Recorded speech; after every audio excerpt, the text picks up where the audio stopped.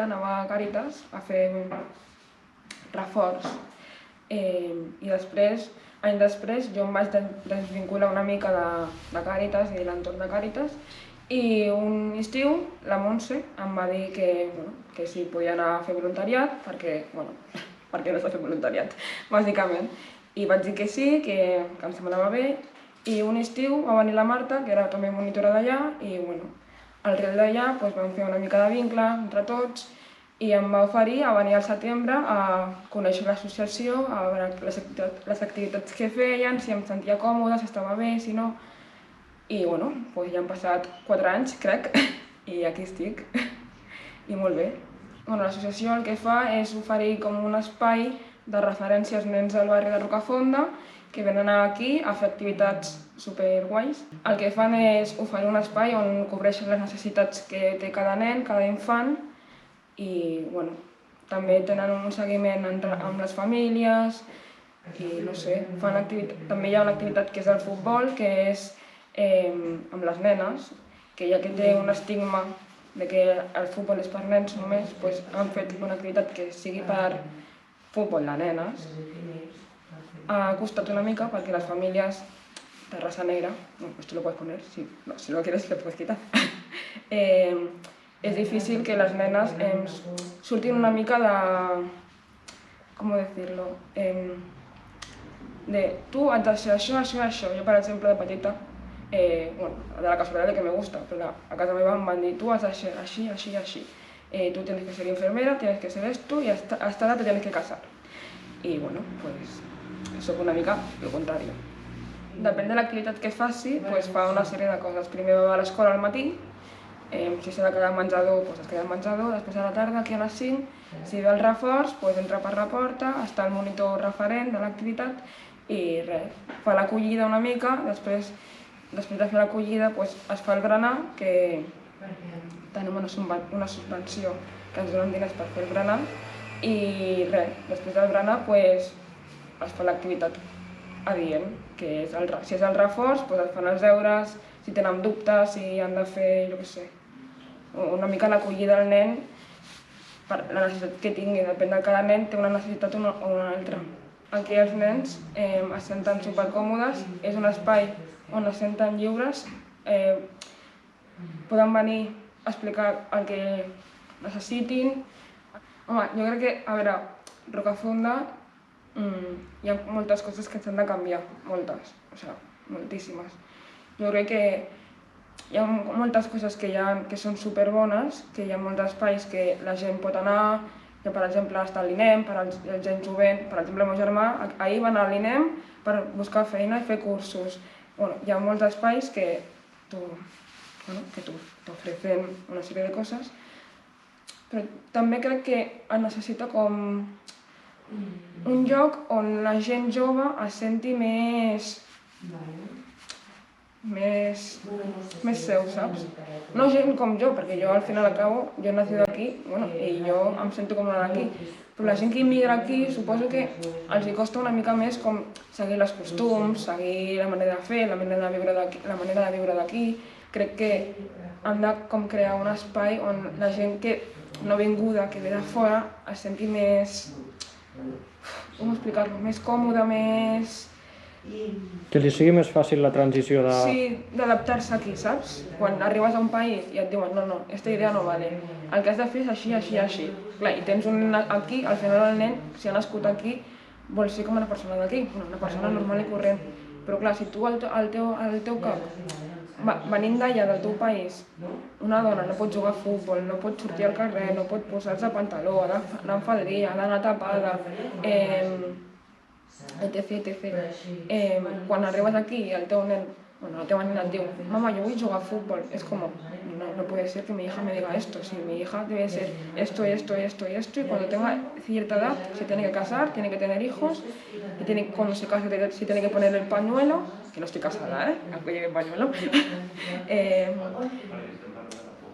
com moltes coses, no? I al final aquí el que hem aconseguit una mica és que les famílies vegin que és igual el que siguis, tant noi com noia.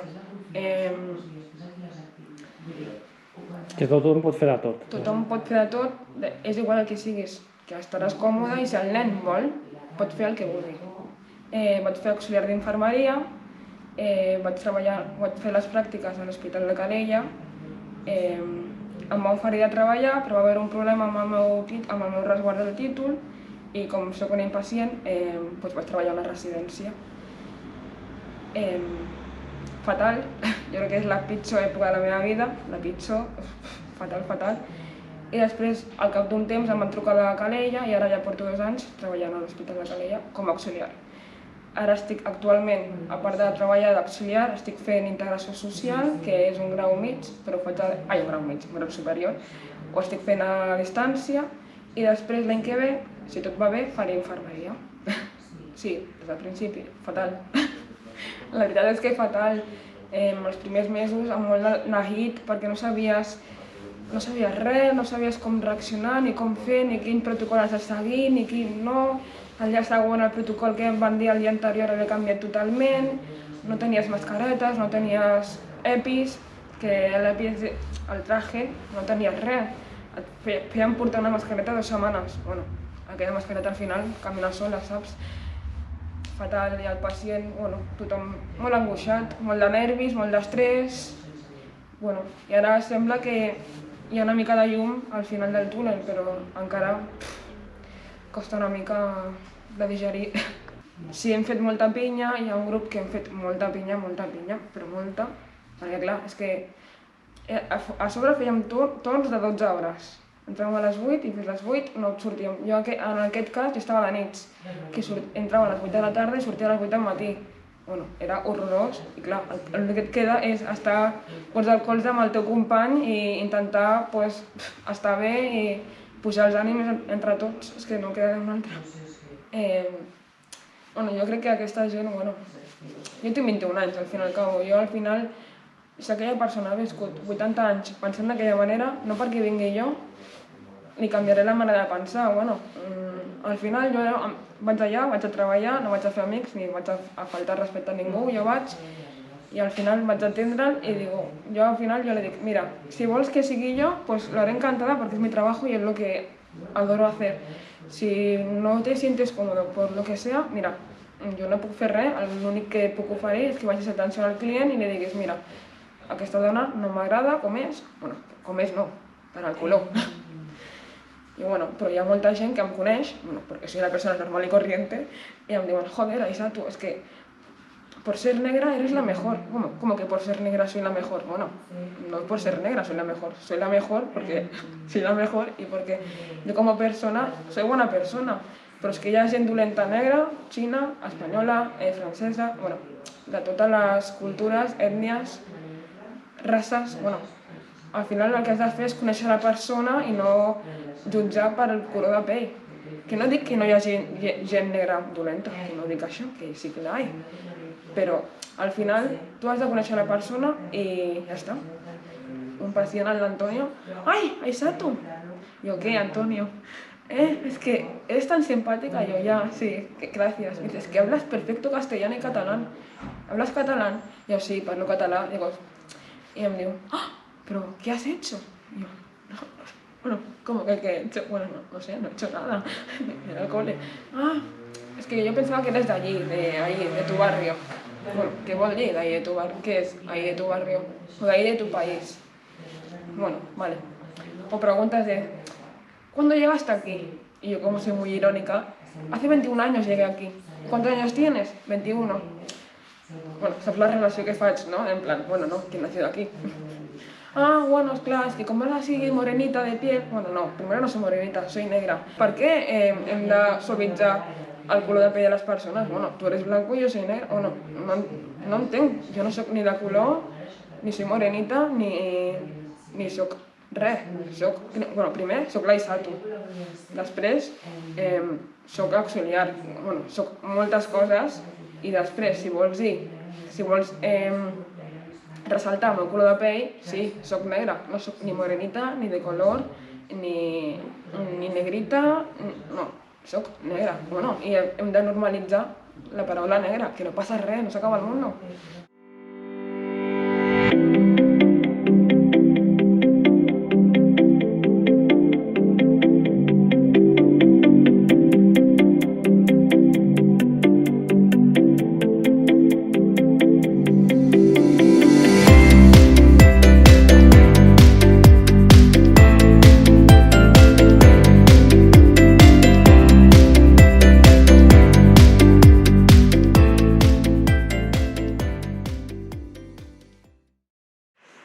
Mira, les biblioteques públiques són espais que connecten persones amb persones, persones amb activitats culturals, persones amb entitats, entitats amb entitats. Són espais de cohesió social, són espais per la cultura, per la difusió de la lectura. Són espais molt, molt importants per a la societat en general. Mira, jo quan havia de decidir la meva carrera universitària tenia clar que havia de ser una cosa relacionada amb les ciències socials o amb la llengua, amb les lletres, que era el que més m'agradava, i per casualitat un dia vaig anar al servei d'ensenyament i vaig descobrir la carrera de biblioteconomia i m'hi vaig posar. I de seguida que la vaig començar podia haver triat molts camins, estar en un centre de documentació d'una empresa, d'un mitjà de comunicació, estar en una biblioteca universitària, en una biblioteca escolar, però vaig decidir estar en una biblioteca pública. Des de sempre que m'ha agradat estar en un espai on pogués relacionar-me amb les persones, perquè justament tot el tema social m'havia interessat sempre molt. I pensava en aquell moment que aquesta professió i aquest espai de treball connectaven les dues coses, l'amor per la literatura, la llengua i per les ciències socials. Llavors vaig fer la carrera i vaig estar 5 anys treballant de tècnica auxiliar a la Biblioteca Pompeu Fabra.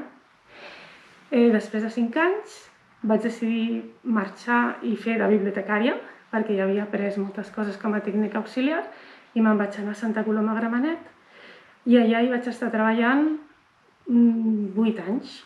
He estat 8 anys a Santa Coloma de Gramenet, primer com a responsable de diferents seccions d'una biblioteca, ja com a bibliotecària, i després vaig guanyar la plaça de directora. I com a directora a la Biblioteca Singerlin de Santa Coloma hi vaig estar 3 anys.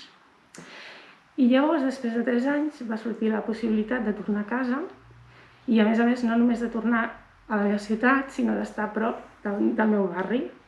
Jo soc de Rocafonda, vaig néixer aquí, vaig criar-me aquí, i vaig anar al Satorres, als Germans Bartomeu, i em va fer ja molta il·lusió tornar a la meva ciutat i treballar aquí, a prop de casa. El valor dels espais de les biblioteques és que tothom hi té cabuda.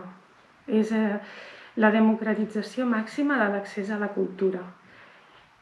I en molts sentits, és a dir, des de persones de qualsevol procedència, sense cap mena de discriminació, des dels més petitons fins als més grans, es troben en espais públics que són agradables per tothom i esdevenen espais de convivència, de tolerància, de relació social, de cohesió. Aquesta és la màgia de les biblioteques públiques. La Biblioteca Pública d'Antoni Comas està en un espai estratègic per mi des que m'hi vaig posar amb el projecte, quan vaig haver de venir aquí a treballar, evidentment vaig haver de fer un projecte i em vaig adonar que l'espai on es troba és una cruïlla entre uns barris que tenen moltes necessitats a nivell d'oci, a nivell econòmic, a nivell social, i uns altres barris més de gent de tota la vida, més del centre, amb persones amb més estudis, no? I estàvem en aquesta cruïlla i jo sempre amb l'equip hem treballat per equilibrar les necessitats d'uns i dels altres, no? I aquesta és la nostra funció aquí a la ciutat, que és que tothom tingui el perfil que tingui, s'hi trobi a gust, s'hi trobi coses interessants a la biblioteca. A vegades un pensa que allò que podria ser fàcil és haver treballat per aquells que tenen unes necessitats molt més bàsiques i dedicar-nos a això, però no es tracta d'això, justament es tracta de que tots ens barregem aquí i que tots trobem coses interessants a fer aquí, no? I llavors aquí passen coses com clubs de lectura, en els que venen persones que estimen molt la lectura, que tenen una comprensió lectora molt alta, i coses com el Lèxic, que és un projecte en voluntariat i treballem perquè aquells infants que ho necessiten, perquè tenen problemes per la comprensió lectora, vinguin i millorin aquesta comprensió lectora. I una de les coses que estem fent aquests mesos és contactar amb les entitats que treballen en aquests barris, en tots aquests barris que comentaves, tant del barri de l'Havana com de l'Escorxador, com de Rocafonda i el Palau, Connectem amb totes aquestes entitats per preguntar com estan, per veure en què els podem ajudar. Fem aquesta feina més de camp, de conèixer-nos i de pensar què podrem fer quan estiguem al 100% a la biblioteca. Una de les coses que volem treballar molt aquest any a nivell de la Biblioteca Antoni Comas és l'acció comunitària. Volem sortir molt més de la biblioteca perquè no volem que tot aquest hàbit de venir, de visitar la biblioteca es perdi.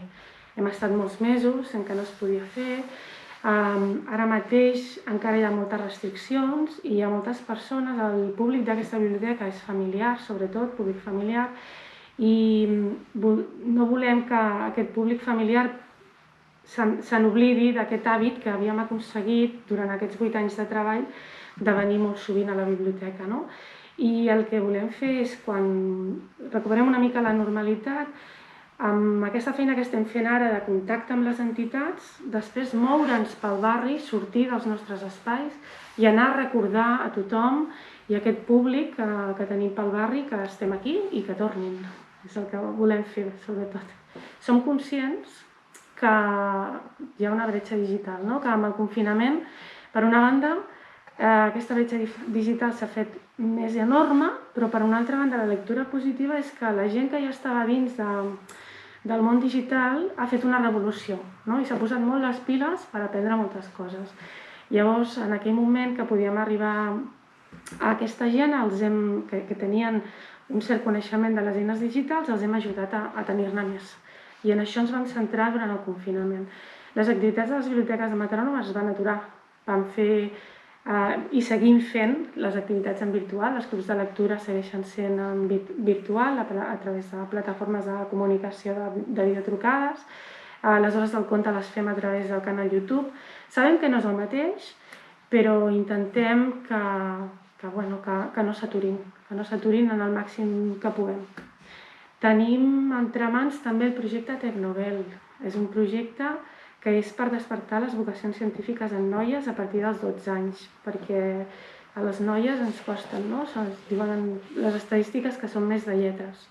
I volem potenciar el valor, i ara que estem a prop del Dia de la Dona, és un projecte que ens escau molt bé, el valor que les dones entrin en aquest món de les ciències, i ho fem és un projecte que també es fa a nivell de comarca, en el que participen les biblioteques de Mataró, i hi haurà tallers i bibliolabs per a aquestes noies perquè s'animin a fer programació, a fer disseny en 3D i impressió en 3D, animació en 2D, nanotecnologia, nanociència, i és un projecte que també té un llarg recorregut i que actualment s'ha començat en virtual i que està previst que quan ens deixin es pugui fer de manera presencial.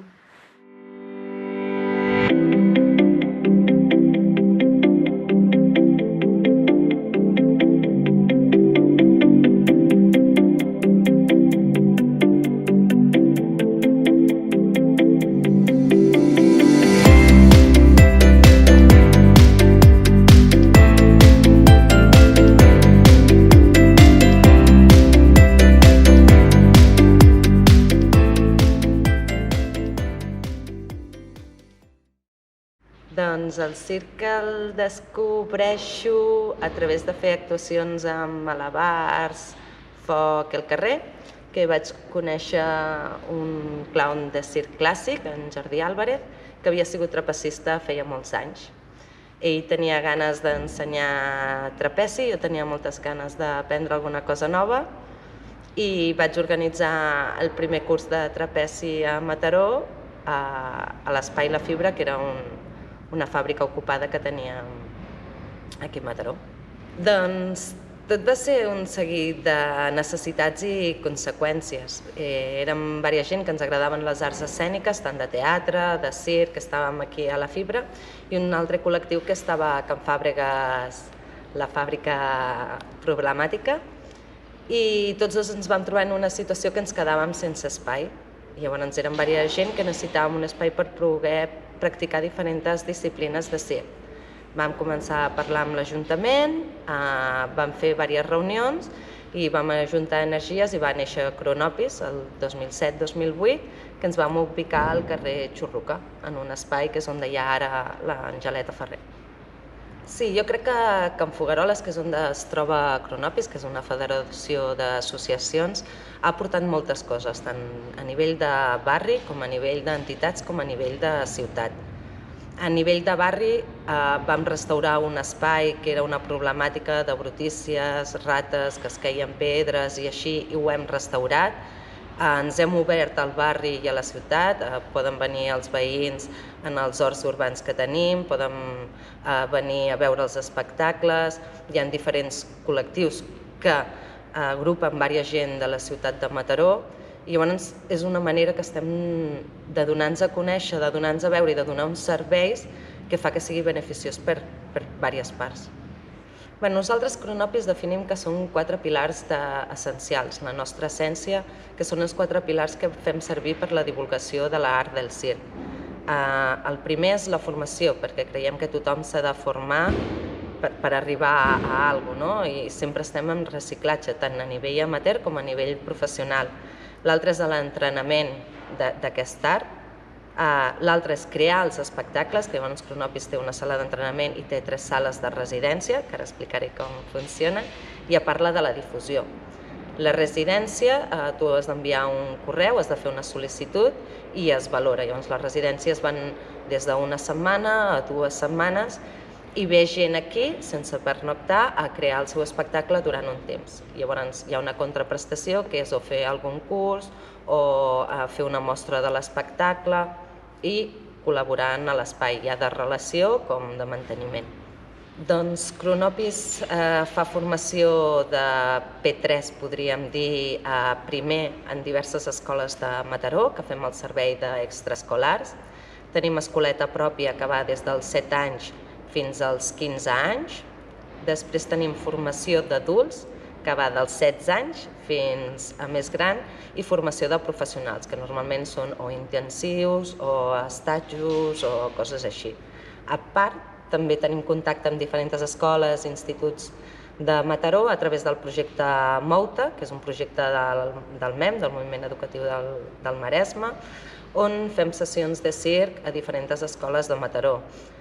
Fem tallers, venen casals aquí a fer un taller durant 2 hores, però clar, ara amb tot el tema Covid, tot el que és tema formació està completament parat. Queda molt de camí per aconseguir. Jo crec que això ja no és una opinió de col·lectiu, sinó una opinió pròpia, en el sentit que hi ha molts camps que la dona està encara molt endarrere i molt poc coneguda, i que, per desgràcia, és un món d'homes avui en dia encara.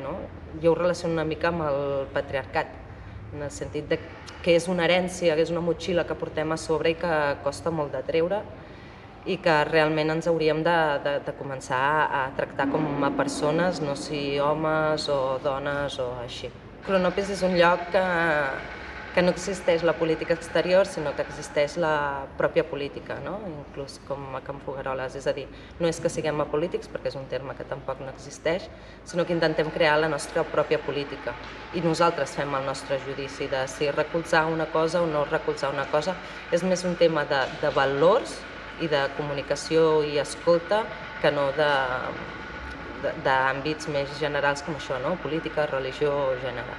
Què passa, per exemple, en el món del circ, de que tu estàs entrenant, un home es treu la samarreta i no passa per res, però si jo estic entrenant i em trec la samarreta i em quedo en pilotes, tothom se'n quedarà mirant, perquè realment encara ens veiem com a homes i dones, no com a persones que estem entrenant. És un exemple molt vulgar, molt simple, però crec que és molt clar i entenedor.